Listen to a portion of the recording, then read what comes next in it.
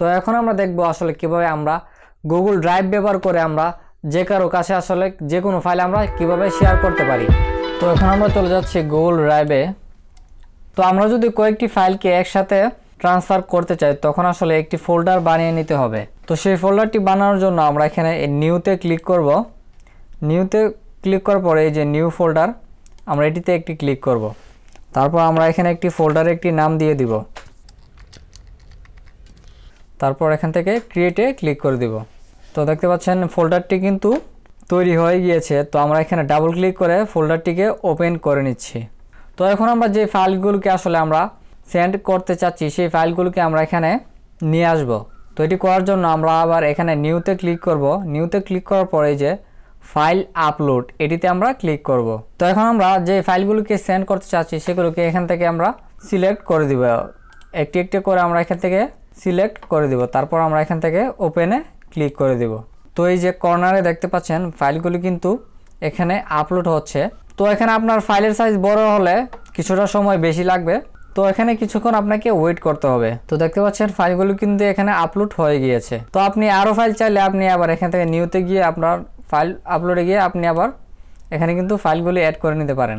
তো এখন আমরা লিঙ্কের মাধ্যমে এই ফাইলগুলোকে শেয়ার করব। তো এই ফাইলগুলোকে লিঙ্কের মাধ্যমে শেয়ার করার জন্য আমরা এই যে ফোল্ডারের এখানে একটি এরো দেখতে পাচ্ছেন এটিতে আমরা ক্লিক করব। তারপর এই যে দেখতে পাচ্ছেন শেয়ার অপশন, শেয়ার অপশনে এসে আমরা এখান থেকে এই যে শেয়ার অপশনে এসে আবার ক্লিক করে দিব। তো এখানে আপনাকে বলা হচ্ছে যে আপনি যাকে পাঠাতে চাচ্ছেন তার এখানে ইমেল আইডি দেওয়ার জন্য।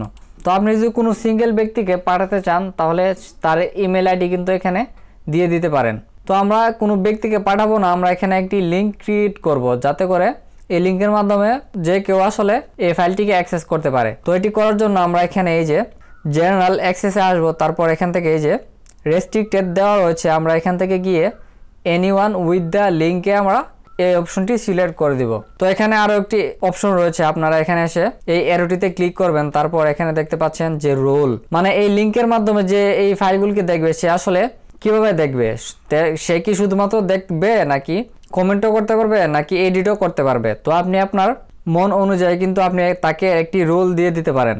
তো আমি এখানে ভিউয়ার দিয়ে রাখছি, মানে সে শুধু খালি সেই ফাইলটিকে দেখতে পারবে এবং ডাউনলোড করতে পারবে।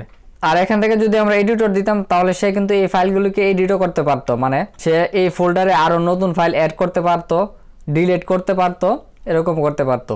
তো এখানে এই কাজটি হওয়ার পর আমরা এখান থেকে ডানে ক্লিক না করে আমরা এখান থেকে কপি লিঙ্কে ক্লিক করে দিব। তো দেখতে পাচ্ছেন লিঙ্কটি কপি হয়ে গিয়েছে।